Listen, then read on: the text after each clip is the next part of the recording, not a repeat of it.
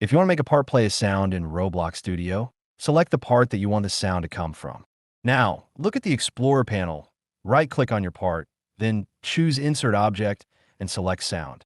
This will add a sound object inside your part. Next, we need to give this sound an actual audio. For that, go to the Toolbox panel. If you don't see it, go to the View tab, then Toolbox to make it appear. In the Toolbox, click the drop-down and choose Audio. Now search for any sound you want. For example, you can type click, explosion, or background music. Once you find a sound you like, right-click it and choose Copy Asset ID. Now go back to the part in your game. Select the sound object you added earlier, then look at the Properties panel. Find a property called Sound ID. Click there and paste the ID you just copied.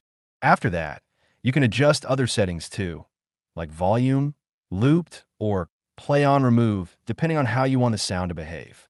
To test the sound, select the sound object and click the play button inside the Properties panel. And that's it.